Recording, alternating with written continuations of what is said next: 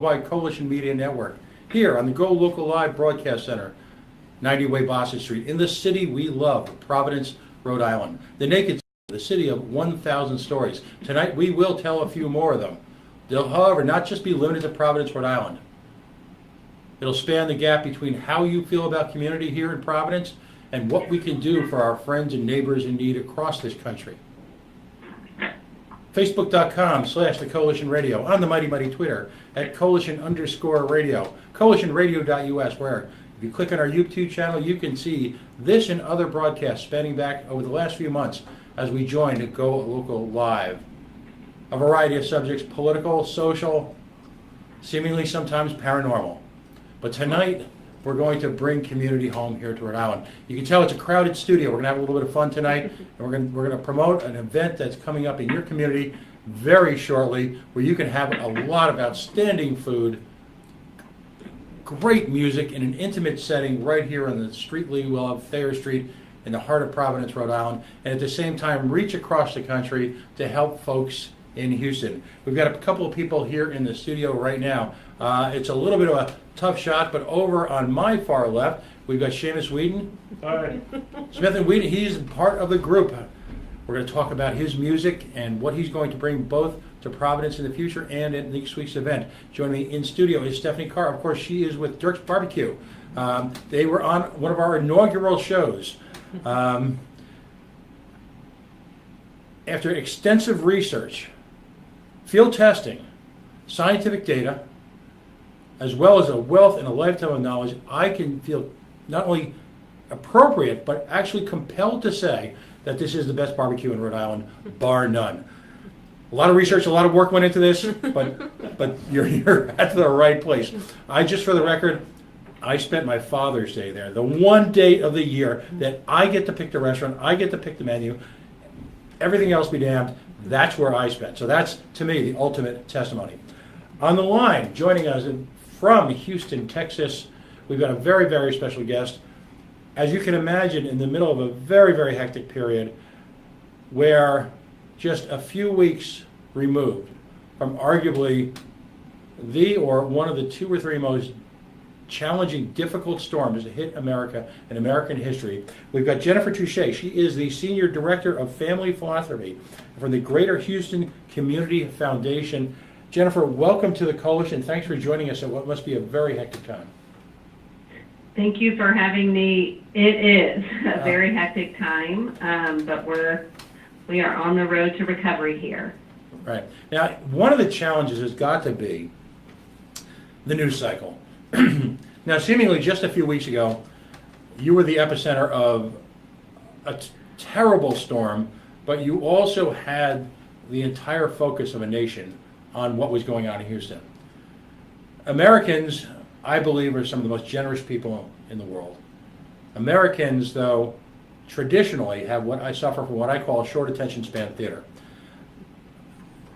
Charities across the country are reaching out to provide support for Houston as they get back on its feet. But at the same token, other storms have come, other geopolitical events have transpired, and on a local basis across this country, for people who care a lot, events happen. Life in one sense moves on. That's why we wanted to take this opportunity to take time to recognize the ongoing challenges that are occurring in Houston, and also recognize local businesses that are stepping up and making it part of their business plan, if you will, their mission, to provide community support for not only just local community efforts, but also national ones. And of course, we're talking about Durk's BBQ. Now, if you haven't seen it on social media, on Monday, September 25th, from 6 to 11 p.m., there's going to be a Hoedown for Houston at Durk's BBQ on Thayer Street in Providence. We'll get into the details a little bit, but Stephanie, just kind of give us a sense, if you will. Remind people of the terrible nature of the storm, the physical impact on the community, and where the community stands right now, I'll just say spiritually. So I'm assuming you want me to answer. This is Jennifer. Oh, yes. Here in Houston. Sorry. Professional unless media. Stephanie, you want to. No. I would if I lived there. You're safe and dry there in Rhode Island. Yeah. We are. We are, uniquely. So we are definitely out of the rescue mode, it seems, although there are still people in shelters. But for many days, it seemed like people were, and they weren't, it just seemed like we're still being rescued on boats out of their homes. We had water for many days standing because of bayous that crested, reservoirs that we had to release water from, streets. There are still streets that are blocked in all over the county and all over the community from water that's still there. But we definitely have moved into recovery mode. We're not in rebuilding mode, but mucking and gutting. I don't know if you all have heard that term, mucking and gutting homes, which is, and buildings, getting the muck and the gut out of the homes, drying them out. We have been fortunate to be dry since the storm in terms of no rain. So we do still have people in shelters. We still have people looking for shelter. And a lot of effort being put toward mucking and gutting the buildings and getting the community emergency aid and trying to stabilize at this point. Has there any been comprehensive vetted estimate yet of just how many thousands upon thousands of people have been displaced? We don't have that community data yet that's finalized. There's still community assessments happening. The last I heard, over 500,000 people had applied for FEMA aid, and that's one measure, but it's going to be higher than that. Now, let's step back for a second and let's assess that number. We live in Rhode Island in a state of just slightly over 1 million people. So from a personal perspective, for people listening to the show locally, imagine that literally half of the state, and by the way, that's 500,000 households. So in reality, that is actually many more people. Imagine. Yes, and I do want to clarify though that they haven't all necessarily been displaced, but their homes have been impacted. Right. So you would imagine on a local level in a tiny state like Rhode Island, which is probably roughly the size of Greater Houston, most of this state being impacted, if not severely devastated. It just in the matter of what the storm was, in a matter of about 48 hours or so, this whirlwind descended upon you folks. The rainfall, and just to put it in perspective, I mean, they were talking about at one point something in the neighborhood of 40 to 50 inches of rain that occurred within about a day or so. Yes. Which is astonishing when you look locally in cities like Cranston or Providence here locally on the impact of 2 or 3 inches of rain. Never mind the flash flooding and the unique geography that Houston has in terms of how it reacts on a geographical level to storms. I imagine you had a wide range of support from international, if you will, agency. I'm sure the Red Cross has been there, organizations like the Salvation Army. Tell us a little bit about your organization, though, what your original mission is, and then where you find yourself now relative to post-storm support. Yeah, so we are the Greater Houston Community Foundation. So you all probably have a community foundation in Providence. I don't know the name of it, but there's community foundations across the country. So we are public foundations, public charities. Our community foundation here in Houston, for the most part, in regards to Harvey relief, is we are housing one of the major relief funds and administering that for our mayor and our county judge for the community. And that's the fund that Stephanie's group is raising money for. And, there were parts outside of Houston and Harris County where we live that were impacted as well. And there are other funds that have been set up by other entities, including the 5 living past presidents that will go for areas outside of Texas. So you all saw the news that even outside of Houston and Harris County, communities were impacted. So we are housing that fund, we'll be administering that fund, and we're really connected to the local nonprofit community. Most of the relief dollars come from FEMA and insurance companies and that kind of thing, but the nonprofit sector plays a vital role Right. in that recovery, relief, emergency aid as well. And that's really kind of where we sit. We're helping to connect those dollars and donors to that whole ecosystem of nonprofits that are on the ground doing the work in communities. Right, and that's the important part, because essentially you're part of the community framework already. You've been there for quite a while. You understand the players, you understand the people, the needs. You understand intimately how to get things actually done on a micro level. The money that goes to this will immediately impact people's lives positively. You will funnel it to appropriate places because you've got the standing in the community and the connections to do so. With none of the overhead, if you will, none of the issues that so often plague other charities. We'll just leave it that way. What are some of the charitable organizations that you're tied to? I mean, just if you can give people sort of a flavor for some of the community organizations that you support. Well, I'll tell you that the money has not started, we have not granted any of the money out yet. There's actually the mayor and the county judge have appointed a committee, and there will be a grants review process. Right. So we have not started making grants to charities yet, but there will be really a wide range of organizations that will benefit. It's not going to all go to the big ones that are here in town. It'll go to a mixture of small community-based organizations, medium-sized, large organizations, and will also touch all parts. Houston is I think it's over 600,000 acres. I'm not sure. It's a huge area. So there's a lot of communities that were impacted, some that are kind of under the radar screen, basically if they're low income or have a lot of undocumented people living there that may not be reporting their losses. So the goal with the fund is really to have it reach unmet needs, things that the government isn't going to be able to cover, or insurance isn't going to cover, or that isn't going to be covered in other ways. So that's really the purpose of this fund once the grants start getting placed out into the community, which will be happening soon. Right. So you're right. You're going to vet and continue to vet not only the organizations involved, but where that money is going to actually be spent. There's going to be a structured process in place.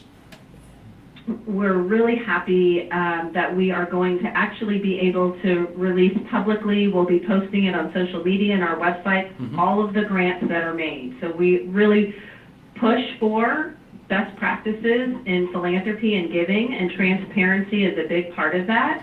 So in an effort to do that, we encourage the mayor and the county judge and the committee to agree to allow the grants to be public. So as soon as the money starts flowing, we'll be posting those, so anyone who's donated will be able to see where the money is going. They can go check out those organizations online and see where it's all going. So we're really excited about being able to do that. Right. And what's outstanding about an effort like this, Jennifer, clearly you've never listened to this show. A significant part of this base, of the folks who listen to this show, are progressive, but also a significant part of the base are what I would call right of center. It's a very strong libertarian base here. We constantly, and this is the opportunity, folks, we constantly preach about private charity. Folks who listen to this show and are involved with other groups that I'm involved with constantly talk about, the necessity for private charity to replace government. Well, here's your opportunity. If you believe that, in fact, communities across this country need to reach out to support each other in times of need, well, this is where we all get to do a little bit of putting our money where our mouth is. You have an opportunity here to change people's lives, literally. Because of the local focus of this charitable organization, you'll see none of this money will end up in far-flung cities across the globe, highly compensated executive salaries, any of that. This is going to go to community organizations directly impacted by one of the worst storms in American history. And that's why it's important to give locally, and if you give globally to people who are local. Well, one thing I want to add to that is that we have actually 100% of the dollars that have come into this relief fund are going to be granted out. Our organization, even though we're professionals and administering all this, we're not charged. There's no administrative fees coming to our organization, and so 100% of that is being granted back out into the community from all of the money that was raised from people all over the world. So we're really excited that we're going to be able to have our costs covered for doing business, and the money that's in that fund is going to go out. That's awesome. That's outstanding. People want to hear that. It's I'm sure you realize this, Jennifer, and I'm sure you run into this from time to time. There are so many needs out there that are pressing. There are so many legitimate organizations asking for money and help. These are very challenging times in American history, both on a political and on a social level. And we still seem to feel across the country a lot of the pain associated with the recession. Some would argue that we're not even completely out of yet. So there's a tendency to have a level of exhaustion, if you will, with charitable efforts. So when you have the opportunity to donate those limited dollars that you might have, and the beauty of this organization is that literally everything helps. You know, if you don't have the time to swing out to the Hoedown for Houston, we're going to give you the opportunity and the information so that you can send them a few bucks. You know, it's no donation is too small. If the spirit moves you, that a $25 donation and a check, well, that's great, because again, 100% of that will in fact go to people in need. If the spirit moves you to do something more, if you've had family in the Houston area, as a nation, we all love Texas. I think a lot of us like Houston better than Dallas, but that's another thing. It's Texas has given so much to this country, and a lot Great of barbecue. Culturally, intellectually, spiritually, on so many. It's given so much, and it's funny when you think about it. Texas has never really asked for much, have they? Texans pride their independence. That's not just a cliche, is it, Jennifer? No, that is not a cliche. We have a whole 7th grade curriculum is Texas history, and people fly their Texas flag right next to the U.S. flag. It's kind of funny, actually. Now, Jennifer, are you a native of Texas? Are you a native of the Houston area? I am. I was born and raised in Houston. I've lived elsewhere for many years of my life, but came back home after I had my kids, and just in time for Hurricane Ike, actually, almost 11 years ago. So Right. I was missing hurricanes, so I moved back home. No, actually, doesn't make a joke about that, because it's really, actually, the neighborhood that I grew up in Meyerland, and you've seen a lot of articles possibly about Meyerland. Mm-hmm. That neighborhood that I grew up in, which did not flood when I was growing up, has flooded the last 3 years in a row. It's a big neighborhood for the Jewish community here in Houston, and it's been 3 years in a row, and it's really, really been sad for the Jewish community, very difficult. Many of my parents' friends and my friends still live there. Both of my childhood homes flooded recently, and they never did when I was growing up. So something's happening, and it's very sad, actually, to see what's happened, in particular to the neighborhood that I grew up in, but also in other neighborhoods where this may have been the first time that they flooded, but fears that it could happen again for sure. Mm-hmm. Right. I mean, traditionally over the years, Galveston almost seemed to act, I should say, as a, I don't want to say a buffer, but is so you often associate Galveston with the city that has been the epicenter of these hurricanes. I mean, has anything at all at this, even close to this level, happened to what I'll call metropolitan Houston before? Not to this scale. No. Right. Not to this scale. Are children starting to go back to school? I mean, is there any level? Are you achieving any level of normalcy yet in Greater Metropolitan Houston, or is it still completely disrupted? No, the schools, many of them started back. The Houston Public Schools,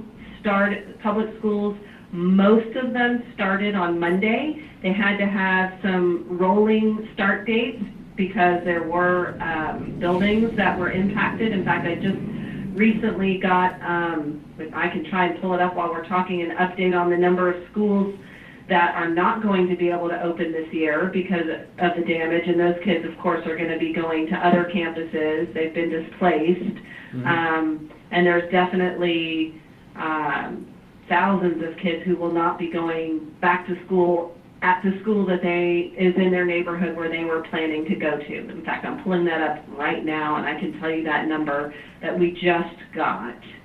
And while you're doing that, if I could add, I mean, when situations like this happen, it's really the children that feel it so inordinately. I mean, these are their little lives are disrupted in some cases. I'll call it semi-permanently.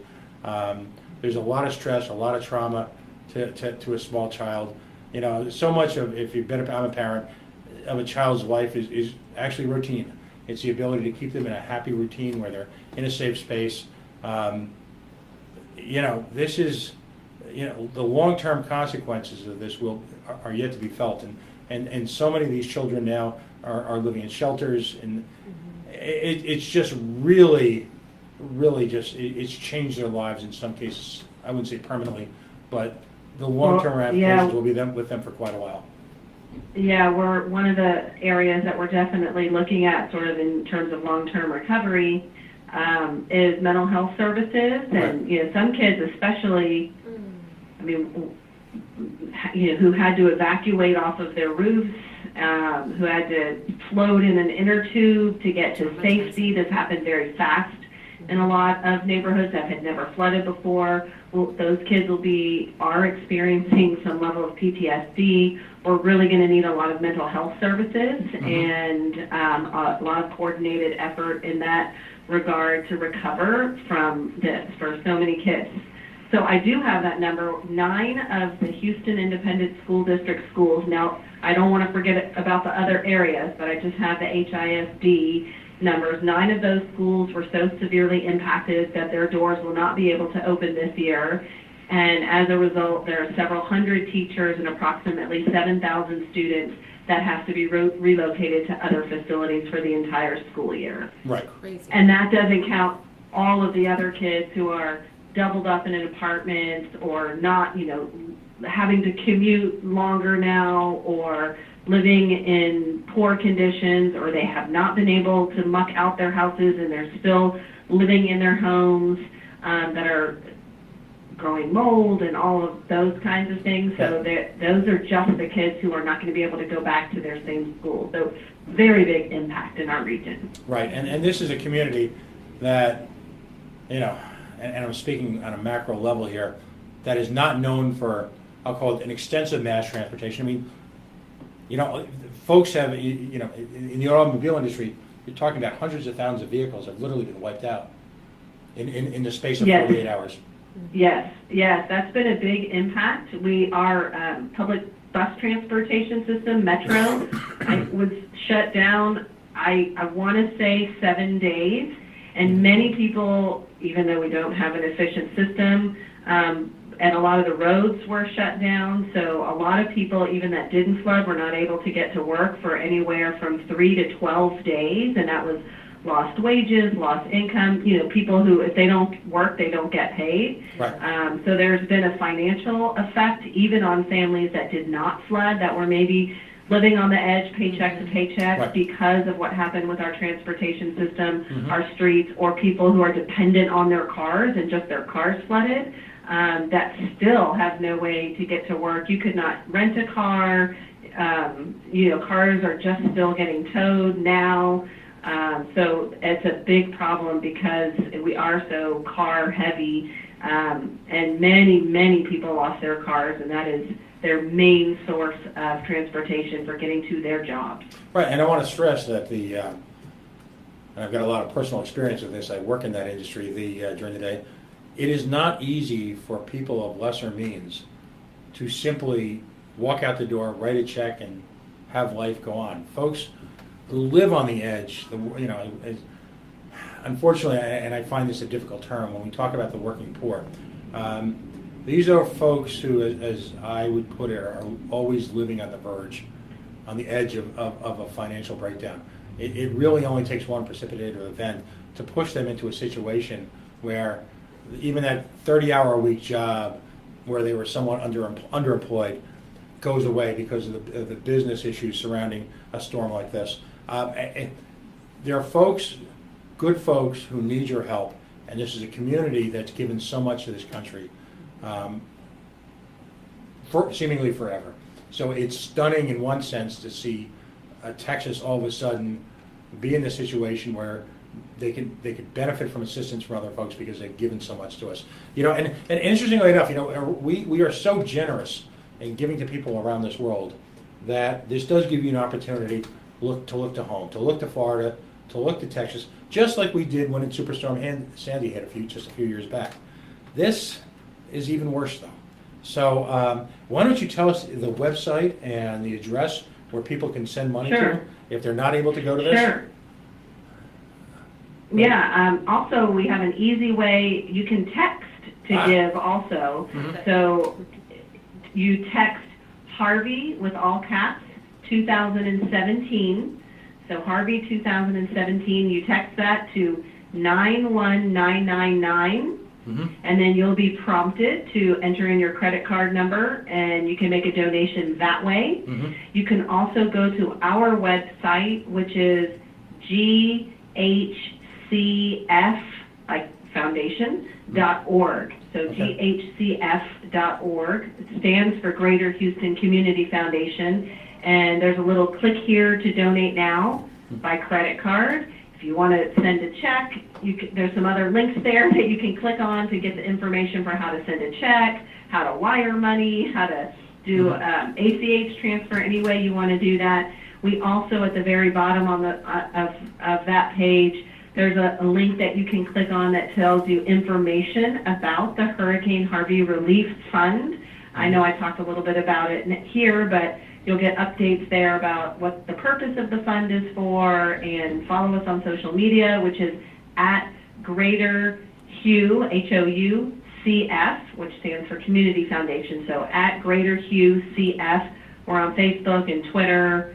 I think we're on Instagram too, or will be soon. And that's where we will be posting updates and that kind of thing as well.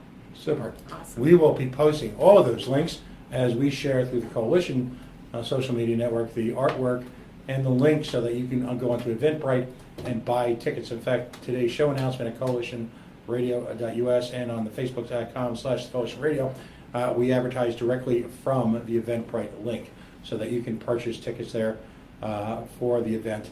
But we'll also be sharing with you the links necessary for you to send some money. A little bit of money from a lot of people goes a very, very long way. Jennifer, thank you so much for joining us today. As we always say, I'm sorry we had to meet under these circumstances. I hope if you make it to New England soon, you'll come to Providence and enjoy a little bit of Rhode Island hospitality. Houston is very, very different from Rhode Island in a lot of different ways, but we love good food, we love great music, we love beer, and we love baseball. I'm on my way. Great. Come on over, I will Jen. definitely. I've met some amazing people under really bad circumstances the last couple of weeks, and so I've got all kinds of trips I want to do now. Well, one of the great things about America is that in our worst times we come together as a nation. Given the issues of the last few years, it's almost sad that it has to take something like this. But I think as we watch the bravery of people in Houston and Florida and how they react and pull themselves up by their own bootstraps, we're inspired to remember that this is a wonderful country filled with wonderful, generous people who need to just step in and help them pull themselves up by their bootstraps. So thank you so much for joining us today, and I hope we'll talk again soon. Great, thank you so much, and thank you, Stephanie, for hosting the fundraiser. And hope y'all have a good time too. Thank you. We'll be sure to send pictures. Oh, great! Thank you so much, folks. That was Jennifer Touchet. She's the Senior Director of Family Philanthropy. Folks, I was up testifying at the State House until 1 o'clock this morning. So today, just bear with me. One of these beers is going away very quickly. She's, of course, with the Greater Houston Community Foundation. Their organization, in conjunction with Durk's BBQ, is hosting a Hoedown for Houston on Monday, September 25th at their restaurant on Thayer Street from 6 to 11 p.m. Chris, we've got in studio a few folks that are going to spend some more time with us in this hour or so to talk about it. But again, we'll post the links. Our mantra Thanks here. so much. Thank you so much. Our mantra here is, if you truly believe in private charity, we are going to give you ample opportunity on the coalition to support worthy organizations that have been vetted, much like this philanthropy, where 100% of the money you give will go directly to people in need, people who are not looking for charity in the purest sense, but a help in, again, pulling themselves up by their bootstraps. A term that's almost become cliched, but again, I think it speaks to the best of the American spirit, and I think it uniquely speaks of Texas. So we will post those links again, but let's take a few minutes. Folks, if you're just joining us, you're listening to the Coalition on the Worldwide Coalition Media Network, broadcasting live here on the Go Local Live Broadcasting Center, 90 Way Boston Street, in the city we love, Providence, Rhode Island. Facebook.com/Coalition Radio, on the mighty Twitter at Coalition_radio. Our apolitical, all paw socks, all the time feed at Pawtucket is Home, where we talk about the Billionaire Baseball Boys Club and their dedicated efforts. Impressive after last night for 4 uninterrupted hours. You thought I was bad for 3 hours? Oh, you had to be there last night in Halitosis Hall. All credit to Rudy Cheeks. Mordor, Smith Hill, where, as we mentioned in the pre-show meeting, it ran so late, New York system was even closed when I got out of there. 90-plus degree heat. While they had the little buffet going on in the Senate President's Room, the rest of us were relegated to the bubblers in the chambers. Yeah. So you'll bear with me as the voice is a little bit rough, but we've got some special guests in studio right now. First of all, you met Stephanie Carr before. She was here in what I believe it might have been our inaugural show. Our production values are up a little bit. We've got better lighting this time. We are going to engage today in what I lovingly refer to as #food-porn, where the camera will look lovingly over the ribs. God's true gift to mankind. All right? We're going to talk about the restaurant. Also, a unique pleasure, for the first time in the coalition, we've got Seamus Whedon. He, of course, of the group Smith & Whedon. They are one of the headliners for the Hoedown for Houston. So here's the beauty. This is what you guys have managed to pull together. And I don't remember seeing anything like this on Thayer Street, really, in the years that I've been hanging out there. In a restaurant, you are going to, it's sort of like the Holy Trinity: barbecue, beer, and rock and roll. Yeah. All right, we'll go home now. Can't go wrong. Yeah, that's all we had to say, really. Wow. Talk about, first of all, the genesis of it. Do you have family connections out there? What brought this to the fore? Okay, so By the way, if you don't mind. yeah, crack it open. God, do you want? You need it. You ready? Cheers. Cheers. In a moment, Yes. that tells you we really aren't on the FCC anymore. We're not. Yes. Cheers. God bless you. So, how did this all happen?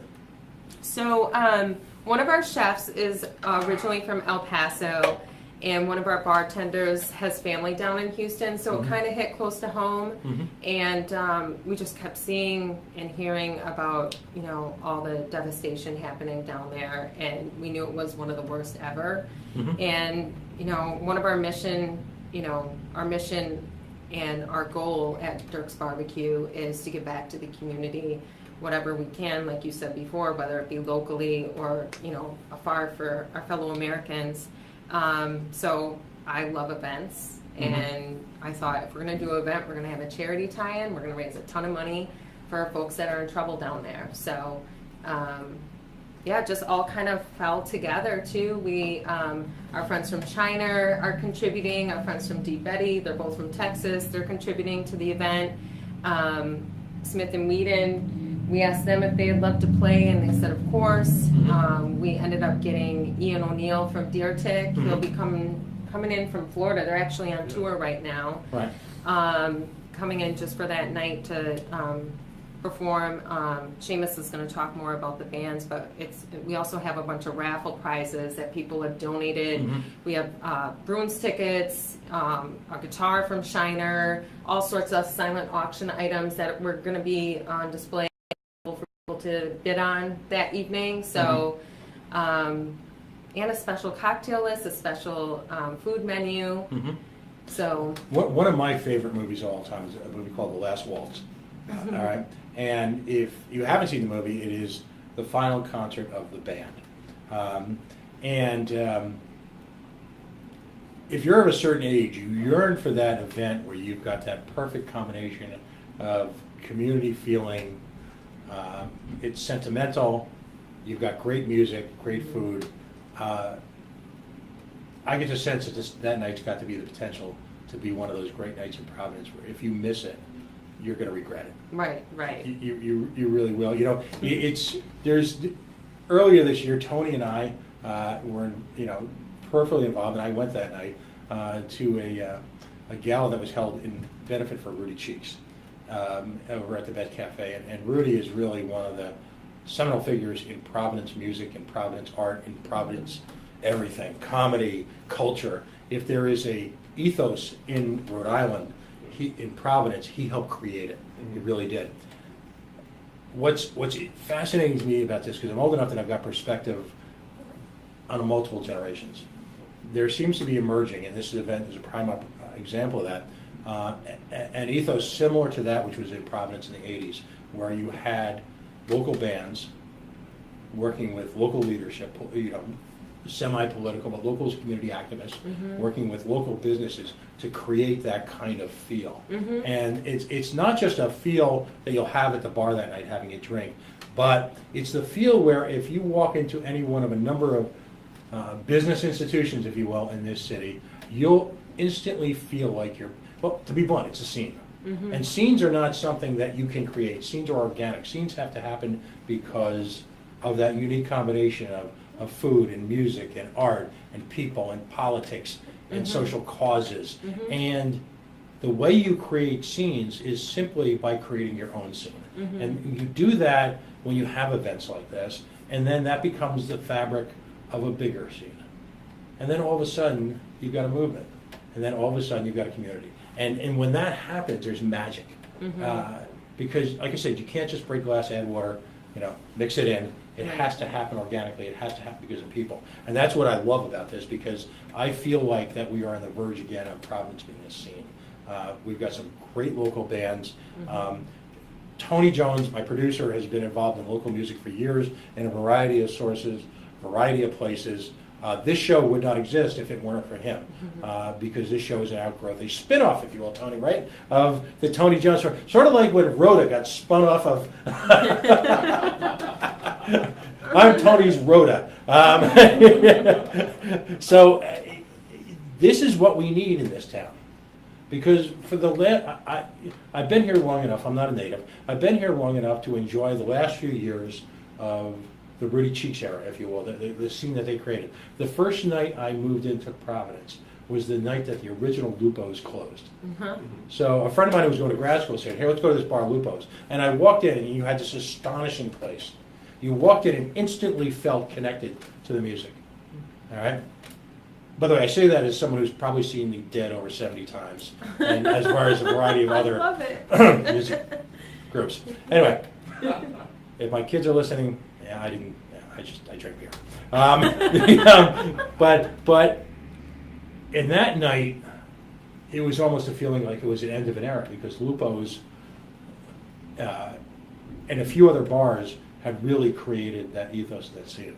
This is what we need now. We need stuff like this. We need to get out, particularly now. Back then, television was a diversion. Well, now people substitute community involvement with spending time on social media. And they don't go out and see enough live music. They don't go out and support and be boosters for local bands. Remember, this is the community that spawned Talking Heads.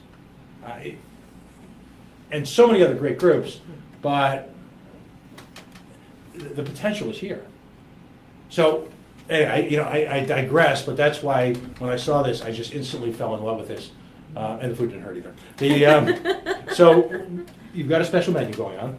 Yep. We'll talk about some of the food and what's going to be available. Sure. So the ticket price is $50, and it includes 2 drink tickets off our special cocktail menu that night. Some of the beverages featured will be Shiner, Deep Eddy vodka cocktails. We have a few mezcal cocktails on there as well, tequila, whiskey. Also the food menu will be some ribs, we'll have some brisket, we'll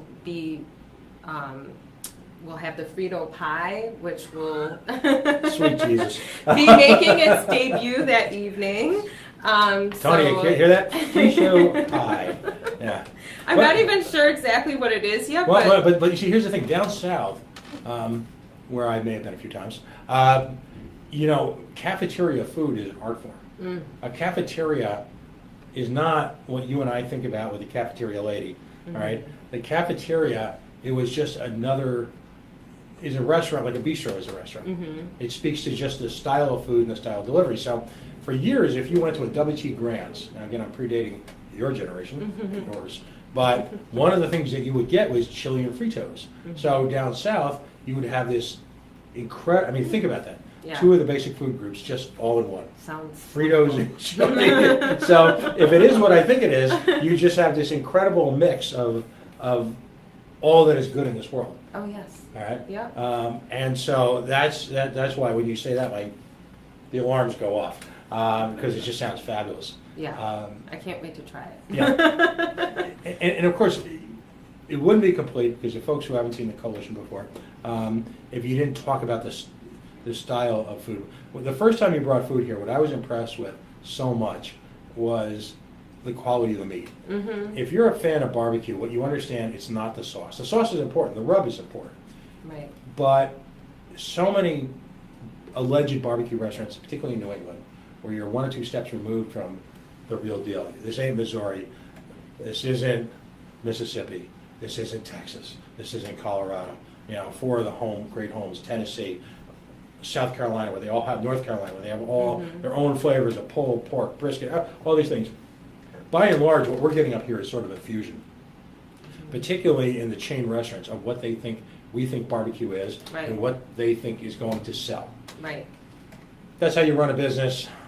That isn't how you make love to barbecue. Now, the quality, so many of those restaurants confuse having an overwhelming sauce on really crappy meat pass for barbecue.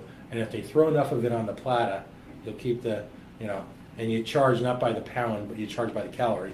All right? Right. So much. Right. So talk about where you guys source your meat from, and to me, I find it fascinating just how good the quality of the food is. Yes, so it's important to us. All of our meats are antibiotic-free, non-GMO. We source as much of our ingredients locally as we can. Sometimes things go out of season and we can't get things. So we try to support as many small farms throughout the U.S. as possible. All of our meats are from family farms, throughout the U.S. So, it varies depending on, where we can get things and when we can get things. So sometimes, but I know the chefs, they spend a lot of time finding meats that are good quality. Sometimes they'll switch it if it's bad quality. If they're not, they'll taste it first before they give it, to the guests, Right. and make sure it's up to our standards before we serve it. So it's just, very important to us to. And you serve your food cafeteria. It's kind of a unique setup. Yeah. Talk about when you walk into the restaurant, you've got a lineup, if you will. You give it a menu. Right. And then when you talk about a la carte at your place, it really is a la carte. So right. When tell people about the experience of coming into Durk's. Yeah, so you come in, you get a menu, you fill it out, a host seats you at a table. And we do that because we don't want you to get in line, get your barbecue, and then look around and not have a seat to eat this beautiful tray of meats and sides. So we make sure you're seated, you have a table number on your card, you go up, you get to interact with the meat cutters. They'll ask you with the brisket, do you want it chopped, do you want it sliced, do you want lean, fatty, do you want burnt ends? And they accommodate all your preferences. You go down the line and you take it back to the table with you. And then there's a server that takes care of everything else for you, your drinks and so forth. Right. Full bar. Yep. Lots of whiskey. We have 160 whiskeys from all over the U.S. Right. We pride ourselves in having American products at our bar. Right. Which, you know, I want to bring Seamus in here. Seamus, you can join us for a second here. In fact, yeah, have Seamus have a seat for a second. Sure. Let's talk about the music that night, and let's talk about your band. Sure. I want you to kind of, you talk, I think you use the term Americana when it comes to your group. So, you know, names like Prine, the Rolling Stones come up. So talk about, first of all, how the band came to be, because, you know, you represent now one of the great bands right now in Rhode Island, just what you're accomplishing. Thanks. Talk to us about the music, because it just seems to fit like a glove with what you're doing at the restaurant. Cool. Yes. We do kind of like a classic country, classic rock sort of thing, I guess. A lot of focus on vocal harmonies, mostly original music. We've been active in, we've been playing for like going on 5 years, I guess. I don't know, what else did you ask me? I'm sorry. Talk about some of the, you know, I mean, for example, I'm old enough to remember when Bakersfield really meant something in terms of country music / country rock. That kind of morphed, if you will, into what they used to call the LA scene, which its most famous kind of stretch example was the Eagles, which then, hideously enough, morphed into Southern rock, but which could include everything from bands like, somehow they would include the Allmans and Little Feat in that, although to me that's more jam blues. Yeah. But they would also include groups like Molly Hatchet, 38 Special, all of those groups into it. So, but at the same time, you're drawing an influence like blues bands like the Stones, and at the same time, you know, I'm a little older. I'm getting my first taste of your music. You know, once I heard you guys were doing this, to me, there's even a little touch of the band in there. Yeah, we love all that stuff. Yeah. Pretty much everything you just mentioned. It's major influences. What's the lineup? Who's in the group? It's myself and Jesse Emmanuel Smith. Ollie Williams plays bass, and Mike Murdoch on the drums. And it's been some changes over the years, but it's always been Jesse and I from the beginning, so that's why we named the band. Now, it started as a duo and then ended up filling it out.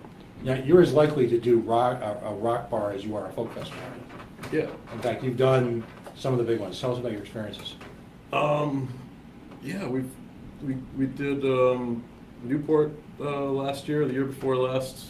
We backed fantastic songwriter Ian Fitzgerald for his set, and we've been we bounced around that scene a little bit, which has been a really awesome experience. I don't know. We like you said, we do a lot of. We kind of go all over the place, ranging from more hard rock, heavier stuff to classic country. Who splits up the songwriting? Is it a collaborative effort? Or? It's mostly Jesse.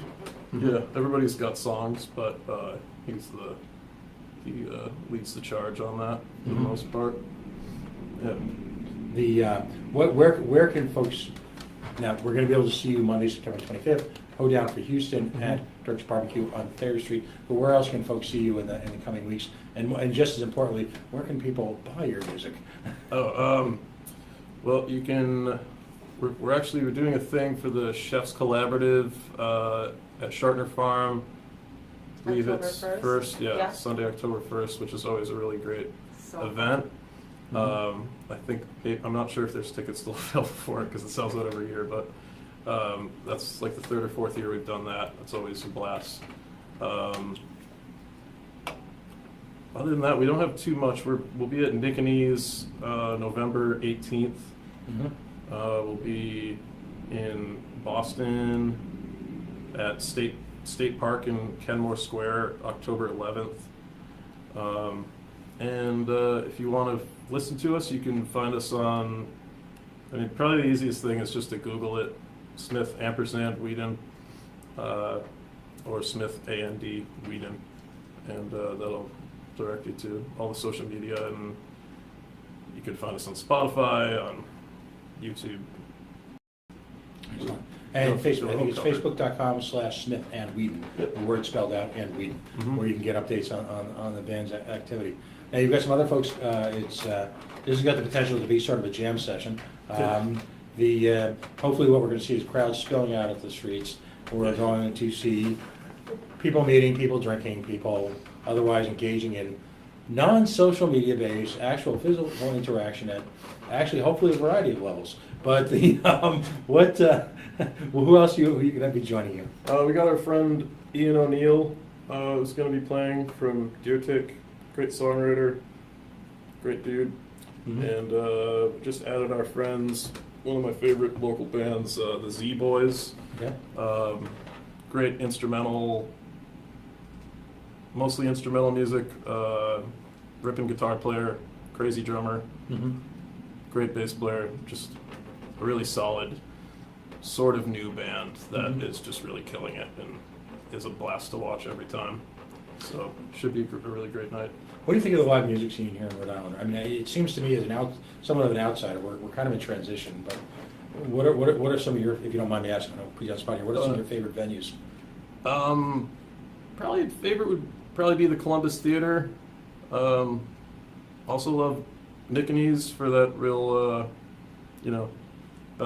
one of the best bars in town, best dive bar, in my opinion. And but we always have a real fun time there. Yeah, the music scene in Providence is great. I've been living here, I guess, for about 5 years, maybe 6 years.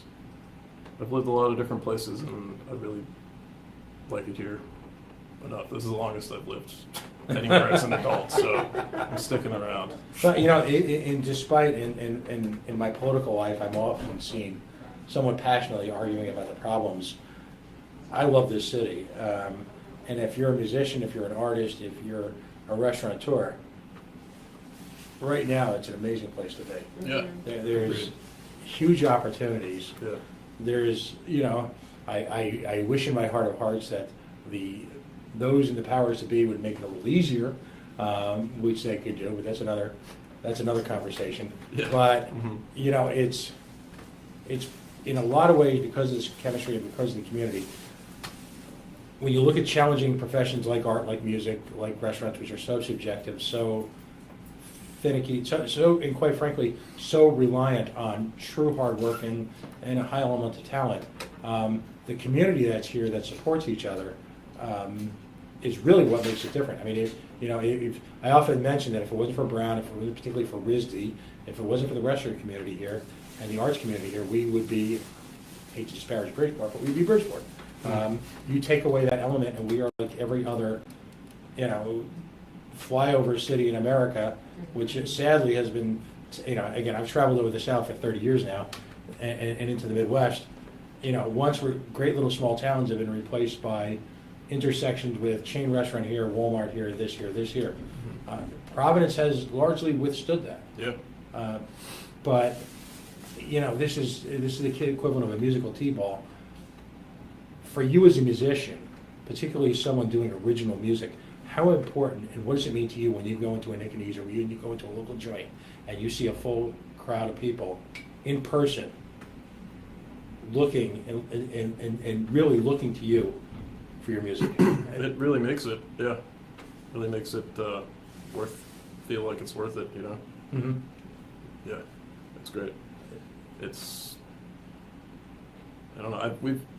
I've lived in other places and that didn't have the the support or the scene like we have here, and it can be a pretty major bummer. But yeah, Providence has treated us real well right from the start. So I love it here.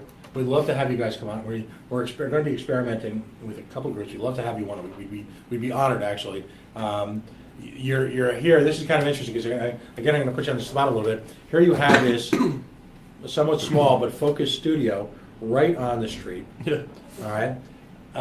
Imagine just hanging out here one night playing some music, maybe getting an outdoor crowd ahead of time.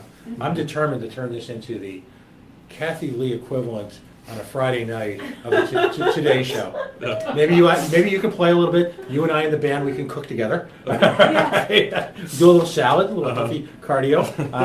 We can engage in a little, perhaps, a little yoga or something else like that. Like I said, we could do the whole Hoedown. What's her name? Hoda, Kathy Lee thing right here in downtown Providence. Sounds good.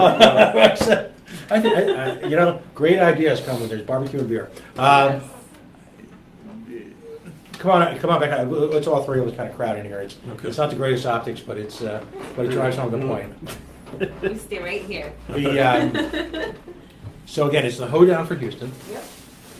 It's September 25th. You're going to be raising money for the Greater Houston Community Foundation Hurricane Harvey Relief Fund. The proceeds from this will go to them. Folks were fortunate enough to join us earlier in the show. Every dollar that we send them, every single dollar, will actually go towards community organizations that have been vetted with actual plans to engage in community relief, community rebuilding for a group of people that have been, and I didn't want to use this term because I believe Americans are warriors when it comes to rebounding from situations like this, but the devastation word is not strong enough to really signify what's happened to that community down there. And you've heard me stress a couple times tonight, Texas has given so much to this country. George W. Bush, one of them, but we'll work past that. But they've given us so much in this country in food and culture, seminal music events, seminal musical TV shows. I mean, again, we would be a far lesser place without them, so it's time for us to get back to them. Fair enough? Yep. Super. So, Seamus, Stephanie, thank you so much for joining us tonight. Of course, now, thank you for having us. I have to. Tony, it's going to be a stretch. You ready? Yeah. Are you going into the food porn moment? Are you caving in to the food? Because in 30 seconds, it won't even look remotely this nice. Did we get our gratuitous food porn shot yet? All right. You're going to see this listed. It's all over social media. We provided a direct link for Eventbrite. Yes, and if you need to, you can go to our Facebook site and go to our Facebook event, and the Eventbrite link is right there for you. Right. All right. I have to take one bite on camera. Folks, these are the sacrifices I make for you. Damn, that is amazing. My God. There's 2 or 3 folks that have started to come on the show. This is your second appearance. I've had the Be Good people on. I've had my friend John from Yacht Club Soda on. Just, folks, there's not just scratches the surface, but those are some of my favorites. There is some amazing local food here. Oh, yeah. I mean, every now and then, this is what predates probably you guys living here, but a few years back, an organization called I think it was called Spaghetti Warehouse, a chain Italian restaurant, opened up out by the Coca-Cola building. And at first they actually got a pretty good turnout. I think it was because people wanted to buy the plate, point at it, and laugh.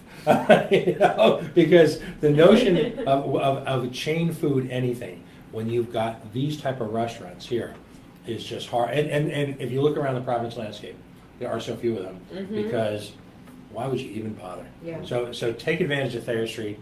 I call Thayer Street Rhode Island's own street as a buffet. Street masquerading as a buffet, because there's literally every imaginable independent restaurant locally owned on Thayer Street that can provide you something for just about every taste, for every occasion, late at night, in the wee hours of the morning, and it's all just great stuff. So again, thank you for coming in, and I hope I'll see you there that night. I'm gonna try to grab my kiddo goes to college in the neighborhood, so I'm gonna try and grab her hat, because she's I know she likes you guys, and I know she loves deer tick. So Oh boy. so. She can't miss it then. No, she can't, and she'll just give me her drink tickets. Yeah, as